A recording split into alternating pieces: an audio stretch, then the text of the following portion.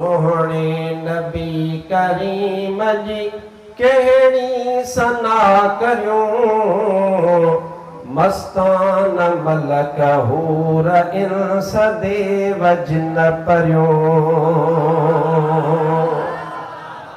जे सुभान अल्लाह सां ॻाल्हि का पुराणी यादि अची वञे नात या नात ख़्वाननि अॼुकल्ह नातियूं शुरू कयूं आहिनि। ढिबिक ढिबिक ढिबिक ढिबिक ढिबिक ढिबिक ख़बर ई नथी पए त अलाए नात आहे ऐं अलाह पनाह में रखेव। ख़ासि तौर ते तव्हां शहरनि वारा ॿाराड़ीअ वारा त वीचारनि वटि पैसा ई कोन्हनि जो कराची वारे खे ढिबकी वारे खे घुराइनि, पर तव्हां वटि माशाअल्लाह चंदो जाम हूंदो। तव्हांखे शहरी माण्हू ऐं दुकाननि वारा सपोर्ट कंदा। मुड़ुसु नात पियो पढ़े ख़बर ई कान थी पए त जलाल चांडियो पियो हले, अलाए का नात पई सरकार जी हले, का ख़बर ई कान थी पए। पर यार हक़ीक़ी नात ख़्वान त इहे हुया जेके नात पढ़ंदा बि वकार सां हा त ॿुधण वारो बि ॿुधंदो हो, रुगो वेठो लाड़काणे में हूंदो, हुन वारी सोच मुस्तफ़ा जे रोज़े पाक ते पहुची वेंदी।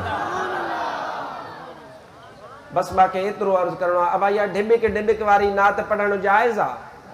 तव्हां फतवा ॾियो यार, जाइज़ आहे? हे अॻियां कोन था चवनि, मतां दुकानदार अहिड़ा घुराईंदा हुजनि। अब जाइज़ आहे न सोना? या ढिबिक ढिबिक वारी या नात जाइज़ कोन्हे। भरिसां वेही इहो ज़िक्र करणु, इहो ज़िक्र बि करणु इन तरीक़े सां जाइज़ नाहे। ऐं न को पढ़णु जाइज़, न को ॿुधणु जाइज़, न को स्टेज ते वेहारणु जाइज़, न को हुन जो इस्तक़बाल करणु जाइज़। इहे अहले सुन्नत जा पैसा ईअं ज़ाया न कर, बल्कि अहले सुन्नत व जमात जा आलिम घुराए, बुज़ुर्ग घुराए, दरवेश घुराए, जेके तोखे अक़ीद अहले सुन्नत जो सबक़ ईअं पढ़ाइनि जीअं शेर मुस्तफ़ा मुफ्ती अब्दुल रहीम सिकंदरीअ पढ़ायो।